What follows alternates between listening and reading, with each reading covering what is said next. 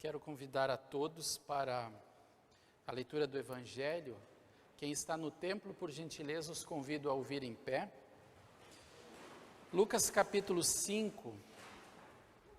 E sobre esse texto nós vamos conversar um pouco nessa manhã. Jesus chama os seus primeiros discípulos. Lucas 5. Certo dia Jesus estava na praia do lago da Galileia e a multidão se apertava em volta dele para ouvir a mensagem de Deus. E ele viu 2 barcos no lago, perto da praia, os pescadores tinham saído deles e estavam lavando as redes. Jesus entrou num dos barcos, o de Simão, e pediu que ele o afastasse um pouco da praia, e então sentou-se e começou a ensinar a multidão. E quando acabou de falar, Jesus disse a Simão: leve o barco para um lugar onde o lago é bem fundo. E então você e os seus companheiros joguem as redes para pescar. Simão respondeu: mestre, nós trabalhamos a noite toda e não pescamos nada. Mas já que o Senhor está mandando jogar as redes, eu vou obedecer. Quando eles jogaram as redes na água, pescaram tanto peixe que as redes estavam se rebentando. Então fizeram um sinal para os companheiros que estavam no outro barco, a fim de que viessem ajudá-los. Eles foram e encheram os 2 barcos, com tanto peixe que os barcos quase afundaram. Quando Simão Pedro viu o que havia acontecido, ajoelhou-se diante de Jesus e disse: Senhor, afaste-se de mim, pois sou um pecador.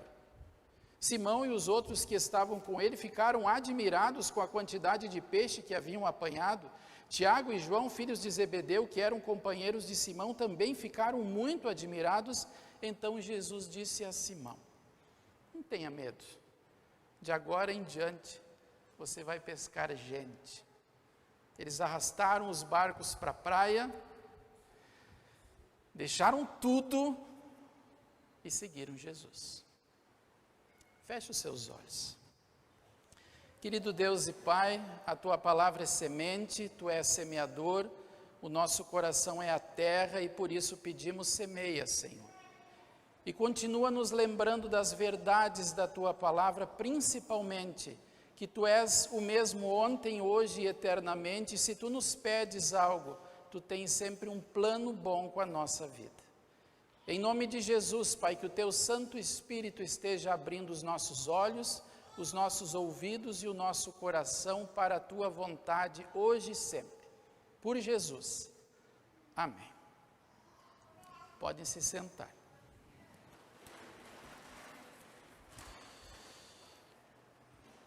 Queridos, eu queria convidá-los a todos os nossos queridos e queridas que acompanham pelas redes sociais e vocês que estão aqui na igreja, para fazer um exercício e pensar em momentos felizes da vida de vocês. E se alguém porventura diz: mas eu não tenho, gente, por favor, lembrem da infância pelo menos, tá? Que a gente deve ter alguma lembrança boa da infância, se hoje os dias estão mais difíceis do que já foram, tá bem? Eu vou tentar ajudar vocês. Eu fiquei pensando diante desse texto que eu li essa semana, que eu li várias vezes na vida, eu fiquei pensando, mas que frustrante, né? Sair pescar e nada. E eu fiquei pensando em coisas que frustram e em coisas boas. E primeiro eu fiquei pensando nas coisas boas. Quando a gente programa uma viagem, tudo vai bem. Não tem ônibus que quebra, nem atraso no aeroporto, o carro não quebra, não tem mala extraviada, a gente vai e volta do destino e está tudo bem. Talvez alguém está pensando, mas eu já passei pelo inverso, tudo bem, deixa para depois, tá? É o nosso aniversário, e um monte de gente lembra do nosso aniversário e nós ficamos uns 3 dias respondendo nas redes sociais. Ou o telefone não para, coisa boa, né? É ou não é? Ser lembrado, muito bom. Ou a gente é promovido no trabalho. A gente é chamado, diz: olha só, queria convidar você para assumir determinada atividade. O nascimento de um filho, batismo hoje, não são coisas maravilhosas? Depois de um esforço, estudar, ralar, final de semana, não sai, fica lá estudando, e aí o nome está lá aprovado no concurso, nota ótima no Enem, vestibular. Aí alguns podem estar pensando, mas eu me lembrei do inverso. Está bem, tem um inverso na vida da gente, porque no meio das flores do jardim tem espinhos, sim. Não tem como não pensar em outras coisas, né? Algumas pessoas dizem, de vez em quando, ou de quando em quando tem coisas ruins, e alguns dizem de quando em sempre tem coisas que frustram. Lembra da infância, tá? Se você não consegue lembrar de muitas coisas boas ultimamente.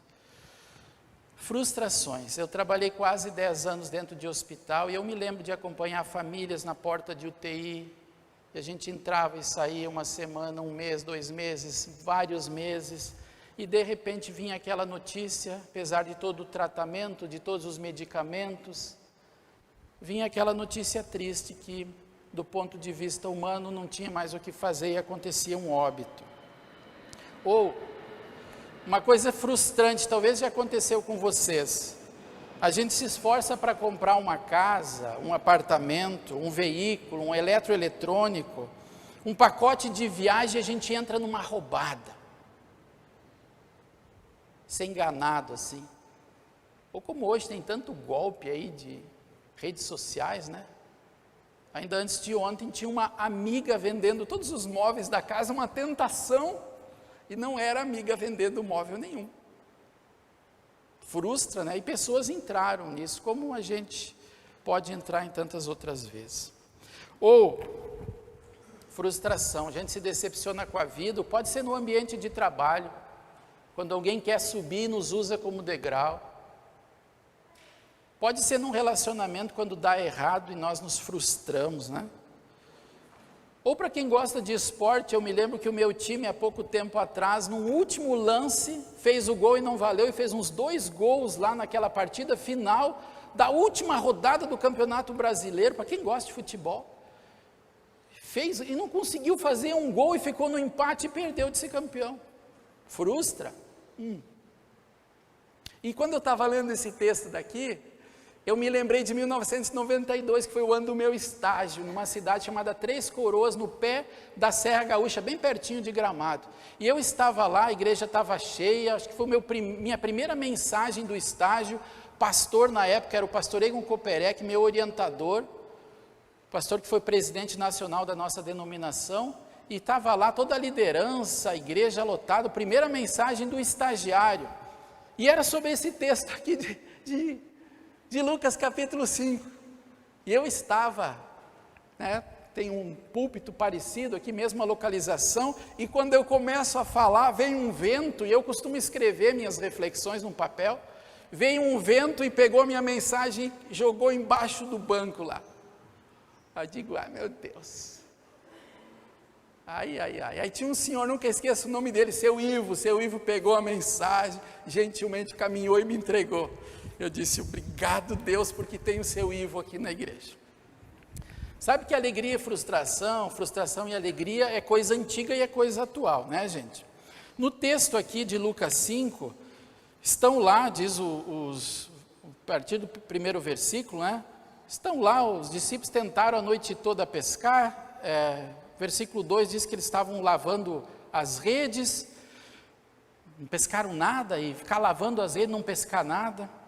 Depois Jesus entrou no barco de Simão, Pedro disse, Pedro, se afasta um pouco, usou o barco, eram 2, usou um como púlpito, e falou, ensinou as pessoas, e depois de ensinar, ele fez um convite para o Pedro, Pedro, leva o barco aqui para um lugar bem fundo, o barco do Pedro, e foi lá o Pedro e os outros foram lá para o fundo, e aí Jesus disse, joga a rede, vocês lembram, né, foi acabado de ler, o Pedro disse assim, Senhor, a gente trabalhou a noite toda, né?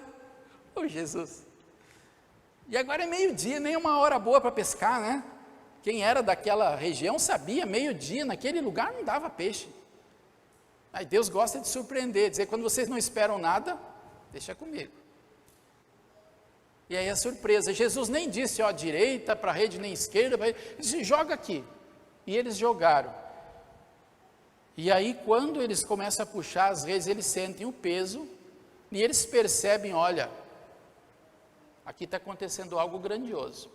E aí a gente podia pensar um primeiro grande ensinamento desse texto aqui.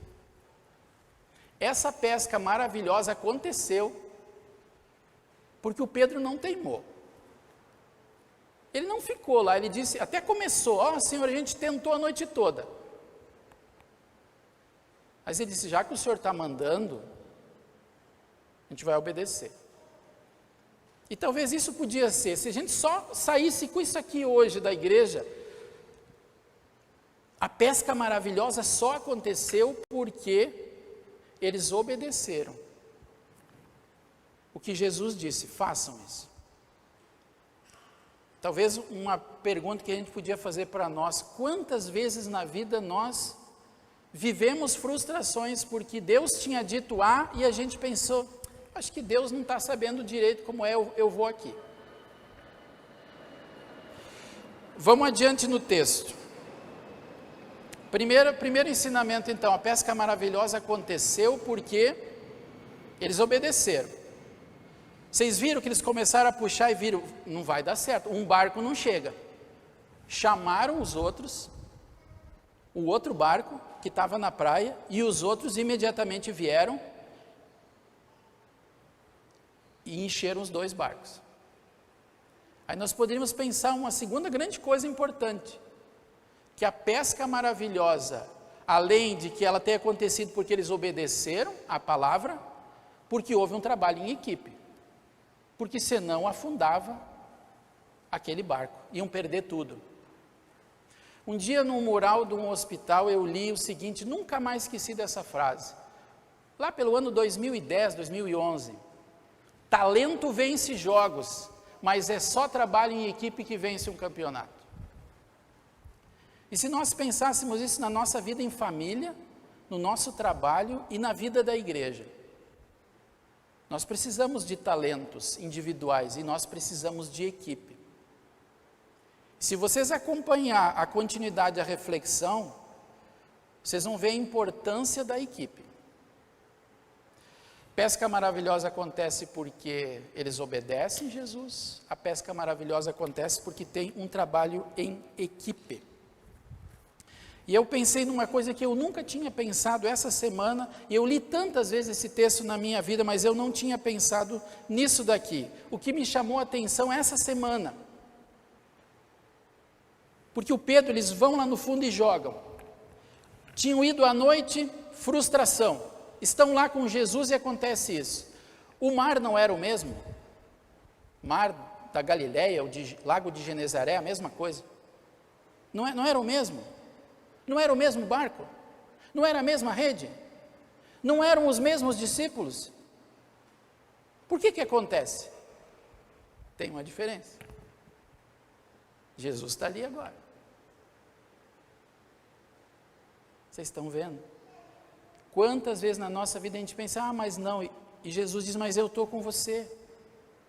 O texto do batismo, ide fazei discípulos de todas as nações, batizando-os em nome do Pai, do Filho e do Espírito Santo, ele não termina com essa ordem de batizar, e diz ensinando-os a guardar. Por isso que a gente batiza na igreja luterana e depois insiste, diz, agora ensina. O mar o mesmo, o barco o mesmo, as redes o mesmo. Acontece a surpresa porque Jesus está no barco e aí eu digo para você, a Bíblia diz que Ele é o mesmo ontem, hoje, amanhã e sempre. Às vezes a gente pensa que o nosso Jesus, Ele perdeu a capacidade de perdoar aquele pecado mais horrível da nossa vida. Ele não perdeu. Ou que Ele perdeu a capacidade de estender a mão no momento mais difícil da nossa vida. E Ele não perdeu. Ele é o mesmo em todo o tempo. Bom, depois de mostrar o poder, Jesus faz um convite para eles. E talvez seria assim, a pesca maravilhosa aconteceu porque eles obedeceram, porque houve um trabalho em equipe, tudo era o mesmo, inclusive Jesus, que agora estava ali com eles no barco, e acontece o convite. E sabe quando o convite acontece? não antes da pesca maravilhosa. Porque se Jesus tivesse convidado eles antes, eles estavam vivendo um tempo de frustração. Eles poderiam dizer: olha, já estou aborrecido com essa história de pescar, porque uma coisa é pescar por diversão e outra coisa é pescar para sobreviver. E se Jesus tivesse convidado eles antes daqueles 2 barcos cheios de peixe, podia ser bem mais fácil. Mas Jesus convida eles assim quando aconteceu a coisa mais maravilhosa possível para pescadores. Barco cheio, renda garantida. Agora é serviço para limpar todos aqueles peixes para vender. Mas que gratificante que era isso. E aí vocês viram que está o texto aqui. Primeiro Pedro diz: Senhor, eu sou pecador. Isaías falou: eu sou pecador.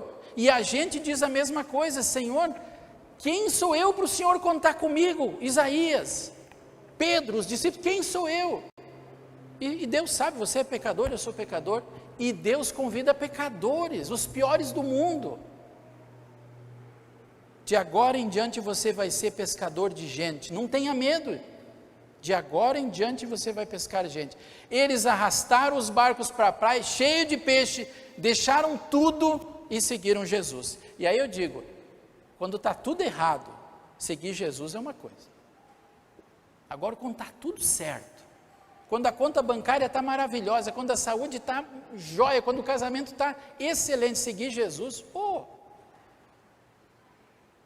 E Ele nos desafia a segui-lo também quando está tudo bem. E quando não está tudo bem, Ele é especialista em dizer: vem a mim, você que está cansado, sobrecarregado, frustrado, vem, chega perto. Queridos, vocês viram a música que foi cantada antes dos vencedores por Cristo? Falou de carro, falou de lotação, né? Final de semana, e falou de paz. Eu acho que isso Pedro, os discípulos, Isaías e tantos outros sentiram, porque isso é uma coisa que não tem cartão de crédito que compra. Uma noite de sono em paz por ter perdão. Uma noite de sono em paz porque a gente sabe que se eu não acordar amanhã, eu vou estar no melhor lugar do mundo. E se eu acordar é porque tem coisa para fazer ainda aqui nesse mundo. Ser pescador de gente, pastor Adelar, como é que é? Qual é o anzol? Qual é a rede? Como é que a gente faz? Lembram do Isaías, que ele disse que era pecador e Deus contou com ele, e aí Deus disse: a quem eu vou enviar? Isaías disse: estou aqui, envia-me a mim. Você acha que Deus deixou essas palavras da Bíblia, de pesca maravilhosa, de texto de Isaías, de ser pescador de gente só para ficar aqui? Ou você acha: espera aí Deus, o que o Senhor está querendo comigo lá na Alemanha? Ou aqui em São Paulo? No seu trabalho, na sua vizinhança, na sua família, o que Deus está querendo? Como é que Deus está me convidando a pescar gente?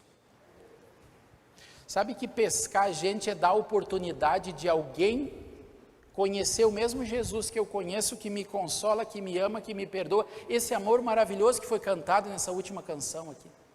Esse amor de Jesus que morre, ressuscita, sobe aos céus para preparar um lugar para mim. Acreditamos nisso? Acreditamos no que foi confessado hoje antes do batismo, céu e inferno, quando a gente fala do credo. Inferno não é bom, é o pior lugar do mundo. E se nós acreditamos no inferno, e muito especialmente no céu, então tem coisa para fazer. Onde a gente está, onde Deus nos coloca no dia a dia.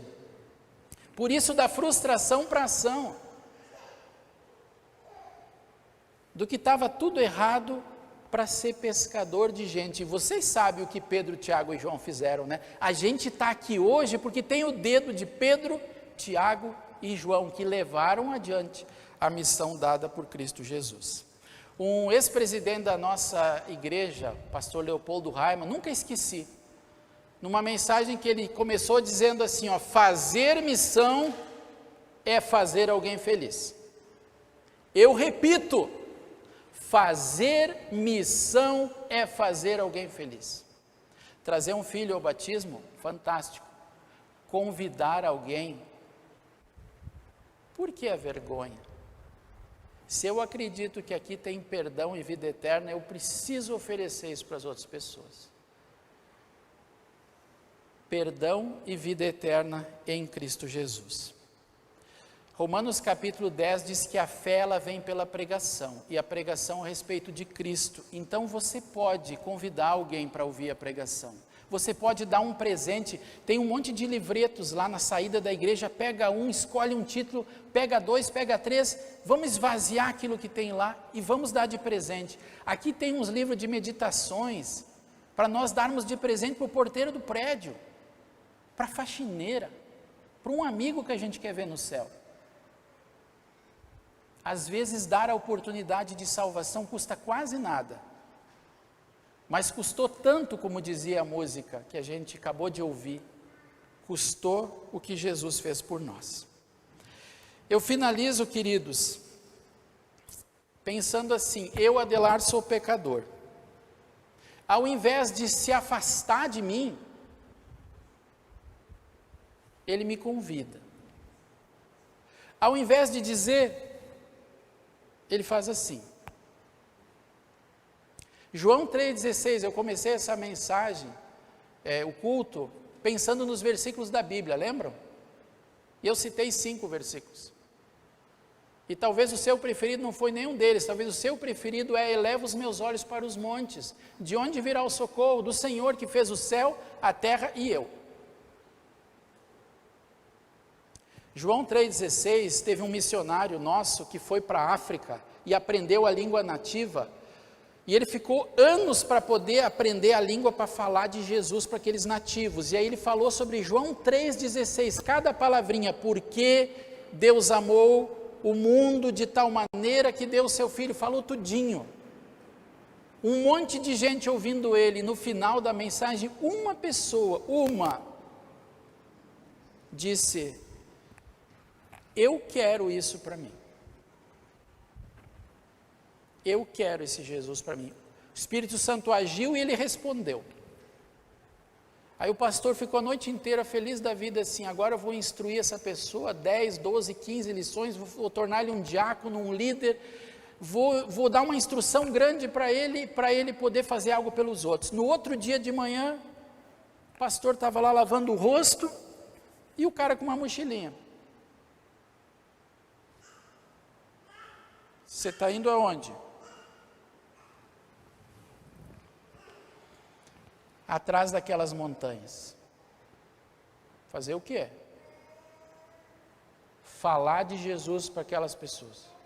O que você sabe sobre Jesus? E o cara tacou João 3,16, memorizou. Deus amou o mundo de tal maneira que deu o seu Filho unigênito, seu Filho Jesus, para que todo aquele que crê em Jesus não pereça, mas tenha vida eterna. O pastor disse: você só sabe isso e já quer ir? Ele disse: o povo de trás da montanha nem isso não sabe. O Senhor é meu pastor, nada me faltará. Entrega o teu caminho, Senhor. Deus é refúgio e fortaleza. Eleva os meus olhos. O salário do pecado é a morte. Eu acho que a maioria de vocês sabe mais que João 3,16. Tenha vergonha. O Deus que chama é o Deus que capacita. É o Deus que diz que trabalho em equipe é melhor. Tem muito peixe. E você, pela graça de Deus, foi pescado para dentro desse barco. Louve a Deus por isso. Esse é o maior privilégio. Essa é a maior graça, a maior dádiva. E o que a gente faz agora é responder a esse amor bendito e maravilhoso. Que a paz de Deus, essa paz que foi cantada, que é melhor que o carro do último modelo e que é o melhor apartamento ou casa, o melhor pacote de viagem. Que essa paz que excede todo o humano entendimento guarde o seu coração e a sua vida em Cristo Jesus para essa vida aqui e para a vida eterna. Amém.